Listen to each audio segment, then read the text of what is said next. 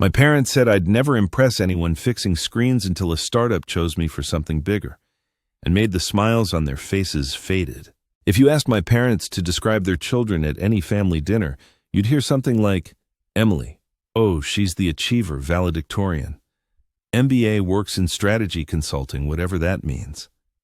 Then, after an uncomfortable pause and a sip of wine, and Zach, well, he's good with computers. I've been good with computers since I was 10 and figured out how to unlock my dad's password-protected spreadsheet full of fantasy football stats. He grounded me for 3 weeks, but at every party after that, he probably introduced me as our little hacker. So naturally, my entire identity became Zach the IT guy, whether I wanted it or not. It didn't matter that I taught myself to code by reverse engineering online games, or that I could fix a bricked motherboard with tweezers and blind hope, or that I built an app in high school that our local bakery still uses to track inventory, all for a $25 Panera gift card. None of that meant anything compared to Emily's LinkedIn posts about disrupting the future of logistics and empowering cross-functional innovation, whatever that means. Let me be clear. Emily is not evil. She's just engineered for applause. Everything she does is optimized for maximum praise. School awards photocopied and framed, new job announced with a Canva infographic, got stuck in an elevator once and turned it into a viral thread about resilience. Me, I once posted a meme about Wi-Fi passwords and lost 4 followers. And the thing is, I didn't even resent her. Not really. I just got used to the idea that in my family, utility was my love language. You fix the printer, you get a thank you. You installed the router, you get dinner leftovers. That's it. So when Emily dropped off her laptop one Saturday morning with a casual, "Hey, can you look at this? It's making this weird clicky sound, and I have a strategy call in like 2 hours." I didn't question it. I just nodded, took the laptop, and started diagnosing while she scrolled through Instagram on my couch like it was her emotional support chaise lounge. The laptop was a mess, dust caked inside a dying hard drive, software updates overdue. By let's just say the Obama administration was still in office the last time she restarted it properly. I spent 2 hours cleaning, backing up, swapping in a new SSD, reinstalling her apps, and organizing her desktop so it didn't look like a digital junkyard.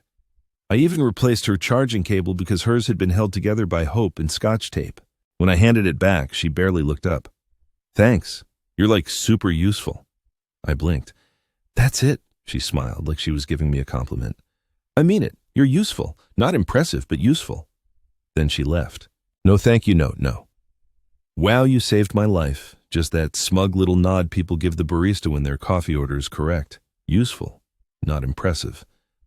I didn't say anything, didn't snap back. I just sat on the edge of my coffee table holding her old charger like it was a severed tether to the last shred of dignity I had left. Because that was the moment it hit me. I'd spent years giving away my skills like they were party favors. Friends, family, neighbors who needed tech help all coming to me with their cracked screens and "why is my Wi-Fi slow" texts. I helped because it felt good to be needed. But now it just felt like everyone had me filed under Zach Functional Appliance. No one cared how much I knew or how hard I worked or that I was trying to launch a freelance gig fixing real back-end systems, not just resetting Aunt Marlene's Facebook password. They just knew I'd say yes and show up and do it for free. That night I couldn't sleep. Not because I was angry, though yeah, I kind of was, but because something inside me shifted. Some flicker of a thought I hadn't let myself believe in years. What if I stopped being useful for free? What if instead of fixing Emily's mess for compliments, she didn't mean I focused on people who actually saw what I could do? I don't know what that looked like yet, but I knew I was done with unpaid tech therapy. So I rewrote my freelance site, rebuilt my portfolio, reposted my availability on a couple forums, even added emergency weekend support, but this time with a rate. It was 2:13 a.m. when the first email came in. Subject line, "Server down, urgent," from a name I didn't recognize, but that email was the start of everything. The email was short, frantic, and written like someone had just spilled Red Bull on their keyboard. "Internal servers dead, locked out of everything. CTO is spiraling. Can you help tonight? We'll pay. Please respond." Signed, Sean D. No last name, no company, just desperation. Normally I'd wait till morning, but something about the chaos felt different. Like finally someone was treating tech failure like the emergency it usually is. So I called. Second ring. "Zach." "Depends," I said. "Is this a server fire or a metaphorical fire?" A breath of relief on the other end. "You're real. Good. Please come." He gave me the address, a co-working space downtown, and said the door would be open. I packed my kit, grabbed a hoodie, and left. The building was barely lit, the kind of startup dungeon with exposed brick-free LaCroix and a foosball table on life support. Unit 207 had its door propped open with a portable whiteboard that said, "Hustle harder." Inside, 5 people, 2 laptops, 1 blinking server rack, and a guy in a beanbag muttering affirmations to a UPS battery. "Zach," someone asked. I nodded. "You must be Sean." He looked like the physical manifestation of a group text hair wild hoodie, half-zipped and holding 2 phones like a hostage negotiator. "I don't even care if you fix it. Just knowing someone showed up is huge." "Cool," I said. "That's not alarming at all." A few chuckles. Good sign. I crouched next to the rack-mounted server and said, "Walk me through what happened. No jargon. Pretend you're explaining it to your mom." Sean gestured wildly. "We pushed a dashboard update. Everything froze. Backups glitched. We lost admin access and the dev environment died. We're presenting to investors next week. Everything's broken." "So you tried to update your outfit," I said, booting from a recovery stick, "and accidentally set your closet on fire." Someone handed me a soda. I didn't drink it. I needed both hands. But the gesture was weirdly respectful. Over the next few hours, I isolated the corrupted boot sector, reset admin privileges, restored backups, and rerouted them to cloud redundancy with actual alerts this time. Not flawless, but clean. At 2:14 a.m., the dashboard came back. The team let out a collective gasp like I had just defibrillated their startup. The guy from the beanbag clapped. Someone else handed me a cold sandwich and said, "Welcome back from the trenches." I took a bite. Not gourmet, but it tasted like validation. Sean sat next to me on the desk edge. His energy shifted from freaking out to gratefully exhausted. "I'm sending you double," he said. "And if you're open to it, we've got more work, not just emergencies. Real stuff." I blinked. "Yeah, I'm open." We exchanged info, and as I packed up and left, something stuck with me. Not the adrenaline or even the money. It was the silence, the good kind. No one made me feel like a vending machine for tech fixes. No one handed me guilt in exchange for gratitude. They saw me work. They paid me. They respected it. This wasn't like fixing Emily's laptop or installing Mom's smart TV. This felt like the first time someone thought what I did was impressive. 3 days after I brought Sean's server back from the dead, I got a text at 6:42 a.m. "Sean, startup chaos, yo, you awake? Also, do you do front-end cleanup? Our UI guy, rage, quit."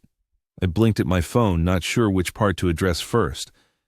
The fact that I had a saved contact for someone labeled startup chaos, or that I apparently had a job offer before coffee. I typed back, "Technically awake, depends how bad the UI is. And yes, I do cleanup. I basically majored in cleanup." 30 seconds later, my phone rang. "Hey," Sean said, voice already in 5th gear. "We need someone who doesn't panic, can read garbage code, and doesn't think debugging is beneath them." "That's my whole personality," I said. "What happened to your UI guy?" He said the color scheme didn't vibe with his creative flow and quit in the middle of pushing a commit. I've never wanted to throw someone into a server rack more. I shrugged on a hoodie. "Send me the files." He did. And he also Venmo'd me before I started like a real adult. I nearly wept. I spent the next 5 hours in flow state. Their front-end code was heinous inline styles, nested like Russian dolls, inconsistent classes, a rogue dark mode toggle that straight up turned the footer into Comic Sans. But I loved it. This was my zone, my version of a spa day. When I sent it back, Sean replied with, "Dude, it looks human now. Also, can we talk about something?" I paused, sat up. That's the text you get before a breakup or a job offer. We met at a Vietnamese place a few blocks from my apartment. Sean showed up in the same hoodie I'd seen him wear on server night, which confirmed 2 things: he definitely lived in that thing, and this wasn't a corporate meeting. It was something else. He ordered banh mi 2 spring rolls and no drink. Hydration is a scam. And got right into it. "So," he said, unwrapping his sandwich like it contained state secrets, "our team's not exactly traditional. You probably figured that out." "You mean the CTO who speaks to power strips?" Sean nodded solemnly. "That's Jake. He's also our security lead. Don't let the whispering fool you. He once spotted a data breach using nothing but a gut feeling and a weird log file timestamp." I smiled. "Respect. We've burned through like 4 freelancers in 6 months. Most want portfolio credit and to collab on product vision. You just show up and fix things. We need that. Not glam, just glue. Glam versus glue. He didn't mean it as a compliment, but it was the nicest thing anyone had said to me in a long time. He continued, "We're building something that might actually take off. Early-stage startup seed funding landed last quarter. We're in the prep phase for Series A. We need someone technical, flexible, and too busy working to post vague quotes on LinkedIn." "I don't own a ring light," I said, "so I qualify." He leaned in. "We're not offering full-time yet, not until we close this round, but retainer work recurring. You'd be our go-to." I didn't answer right away, not because I was unsure, but because I didn't want to seem too eager, which was stupid because I was eager. For the first time in forever, someone was inviting me to build, not just patch. "I'm in," I said. Sean smiled, offered a fist bump, and said, "Let's break stuff, then make it better." When I got home, I sat on my bed and just stared at my ceiling. It wasn't a full-time job, it wasn't flashy, but it was the first time I was picked. Not guilt-tripped, not begged, not cornered at a family party by Uncle Terry with a cracked iPhone and a sad story about how he dropped it near soup. Picked for something that mattered. And the weirdest part, I didn't feel imposter syndrome. I felt ready. 3 weeks into the new gig, my kitchen table looked like a cross between a war room and a charging station. Sticky notes, Ethernet cables, and exactly 2 mugs of half-drunk coffee I kept forgetting to finish. I'd never been busier and never felt more useful. Not Emily's version of useful like, "Thanks for resetting my Wi-Fi now. Can you leave before my book club shows up?" This was real tested. Paid, respected. Sean would shoot me a message like, "Can you fix the OAuth issue on the user dashboard?" and just trust me to do it. Number 47 slide pitch deck. No micromanaging, just, "Here's the problem, go." The team was weird, in the best way. Jake, yes, the Whisperer, turned out to be a cybersecurity savant who could sniff out malware faster than antivirus software. The designer, April, called herself aggressively minimal, which meant she refused to use drop shadows on principle. And Sean, he was chaos in a hoodie, but he listened. He delegated. He never once told me I was lucky to be included. The money wasn't wild, but it was steady. And for the first time, I started saying, "I've got a client meeting," without flinching. It felt less like a lie and more like maybe this was just my life now. But of course, peace is a magnet for family interference. It started with a group chat ping from Mom. Family chat pie. Mom: "Hey, Zachy, Emily said she hasn't heard from you in a bit. Everything okay?" Mom: "You still doing your computer things?" Mom: "Uncle Darren needs help transferring photos from his laptop to his iPad. Can I give him your number?" I stared at my phone like it had insulted my intelligence. Emily hadn't heard from me, as if I was the one who ghosted after she called me useful, not impressive, and left me holding her busted charger like a prize for participation. I didn't respond right away. I thought about how just a month ago I would have jumped at the chance to prove myself again. I'd have said yes, helped Uncle Darren migrate his 6,000 photos of boats and barbecue tongs, then maybe someone would mention me kindly at dinner. Not anymore. I typed, "Hey Mom, super busy this month. Big project deadlines. Can't take on side tech stuff right now. Hope Darren figures it out. No emoji, no apology." She left me on read for 2 days. When she finally replied, it was just, "Oh, okay." Translation: "How dare you set a boundary, traitor." Meanwhile, back at Startup Land, we were in full sprint mode. Demo day was coming up. The team was prepping the platform, running stress tests, patching bugs like digital whack-a-mole. I offered to help with the back-end caching system. "And Jake?" "Yes," the Whisperer handed me full access without hesitation. "You've got good instincts," he said. "Better than most people. We've paid 10 times more." That sentence lived in my chest rent-free for a week. And then something weird happened. Emily texted me. "Emily, hey, quick Q. What was the name of that server thing you fixed the other day?" "No, hi, no. Sorry, I called you unimpressive and dipped." Just that. I stared at the message, wondering how she even knew. Had Mom said something? Did she see a post? Or was this just one of her usual info grabs disguised as connection? I replied, "The thing I fixed had 6 layers and 300 lines of bad code. You'll need to be more specific." She hit me with the classic, "LOL, never mind." And I laughed, not because it was funny, but because for once she was the one without answers. That night I pushed my last code commit and shut my laptop early. I sat on the couch with actual food, not just chips and air, and scrolled through job boards not because I needed one, but because I was curious, because I had options. And as wild as it sounded, I started thinking about my rates again, not what I could charge, but what I should. I wasn't scrambling to seem impressive anymore. I just was quietly, steadily, and with receipts. I never posted on LinkedIn. It always felt like yelling into a boardroom full of people who clapped at pie charts. Plus, I didn't have anything worth humble bragging about. That changed when Sean messaged me one morning. "Hey, we're tagging contributors in the post about our demo launch. You cool with that?"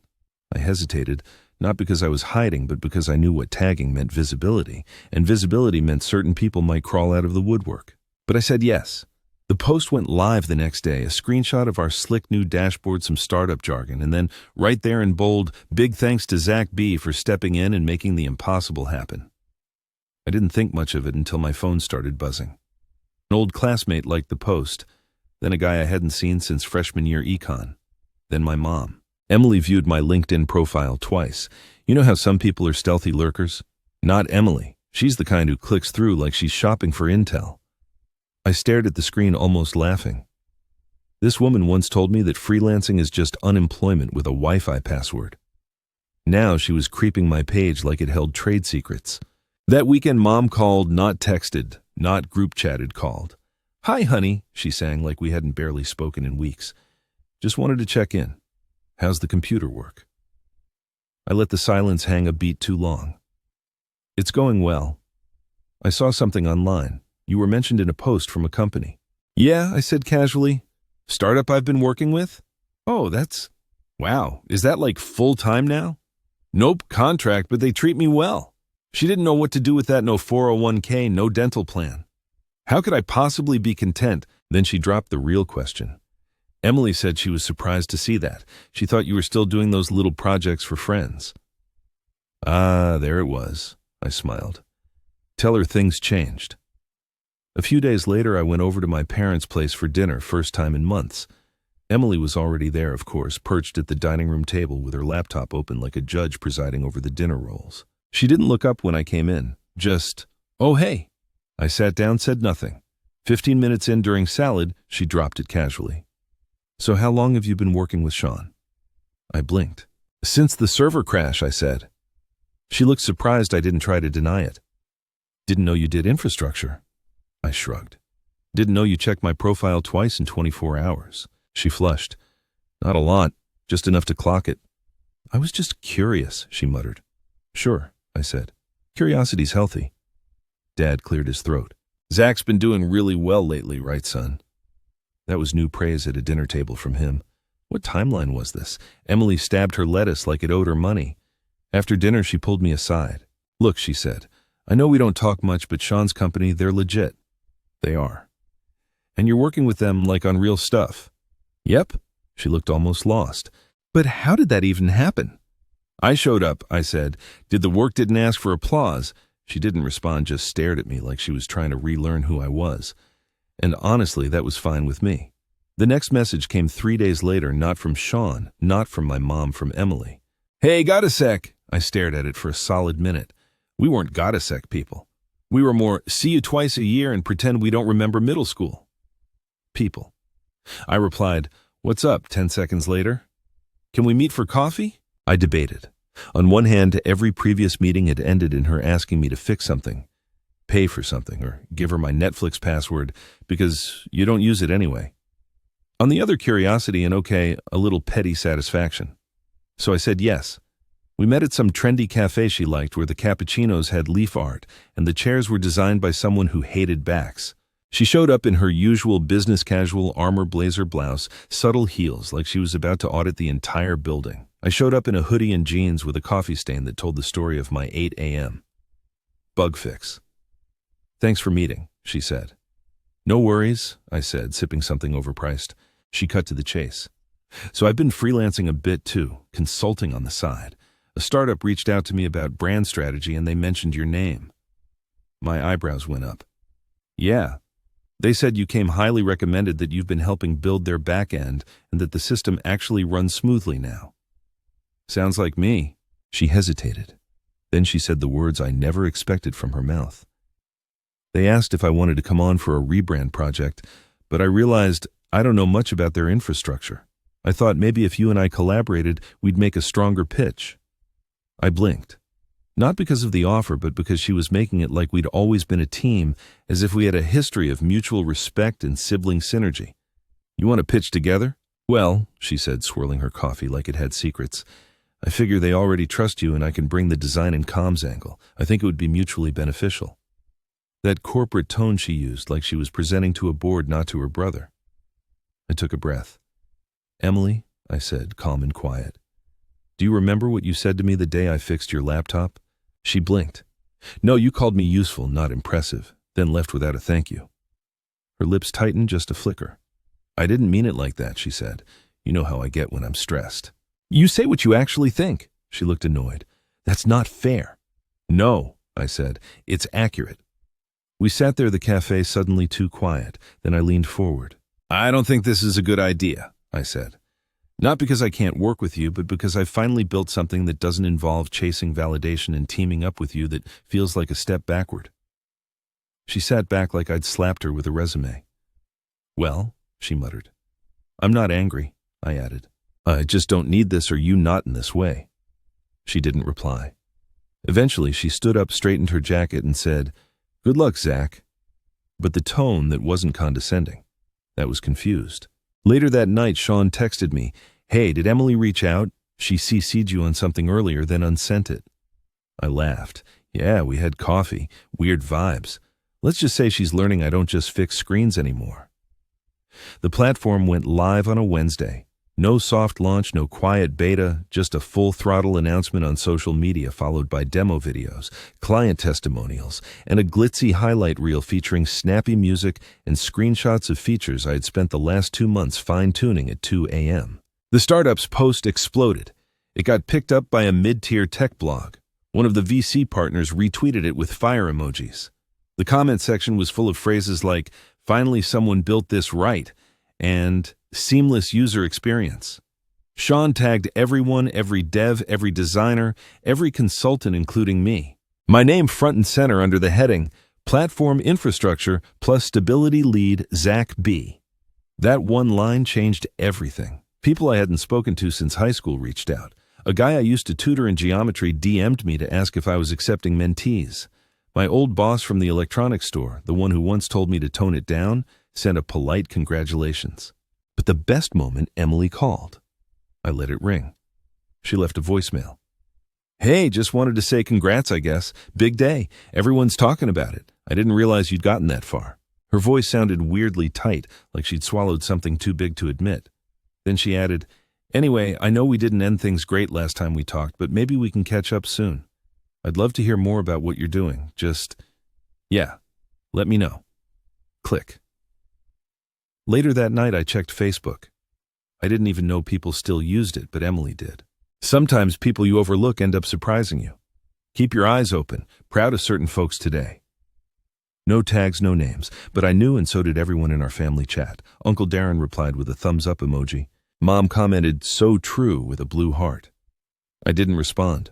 I didn't have to, because the next morning my inbox had 2 new messages, one from a recruiter, one from an angel investor. Both had found me through the startup's demo video. At lunch, Sean called. Guess who asked if we're hiring a brand consultant? I didn't even pretend not to know. Emily. Bingo, I sighed. You tell her no. I told her we were moving in a different direction, which we are. Appreciate it. There was a pause. Then Sean added, You know I never asked. Are you okay with all this attention? I thought about it. The pings, the offers, the voicemail, the passive-aggressive Facebook wisdom quotes. Yeah, I said, because for once I didn't have to scream to be noticed. I just did the work, and because it's driving your sister insane, that's just a bonus. That night I ordered takeout, sat back on my couch, and opened my laptop to check the error logs from the launch. There were none. It ran smoothly. It ran clean, like it had been built by someone who wasn't just useful, but necessary. 2 weeks after the launch, I got invited to a networking mixer hosted by one of the VC firms backing the startup. It was in a rooftop lounge, real grown-up stuff, tiny appetizers, name tags, people saying, let's circle back, without irony. I wore my least wrinkled button-up and pretended not to be impressed by the skyline view. Sean introduced me to some of the investors. "This is Zach," he said, grinning, "our not-so-secret weapon." I shook hands, made small talk, didn't spill anything on myself, already a win. One of the investors asked what my background was, and I gave him the short version: self-taught, freelanced, fell into startup life by accident. "You've got the instincts of someone who's been in this game a lot longer," he said. I don't know what it was, maybe the setting, maybe the suit. But hearing that felt better than any family compliment I'd never received. Then, in the middle of all this, my phone buzzed. A text from Emily. "Hey, weird question. Do you still fix screens? My friend dropped her laptop and it won't boot." I just stared at it. This woman had watched me get shouted out in tech blogs. She'd seen me on company posts, LinkedIn tags, group chat praise parades. She knew what I did now and still, "Do you still fix screens?" It was like asking a chef if they still microwave popcorn. I didn't respond. Instead, I handed my phone to Sean.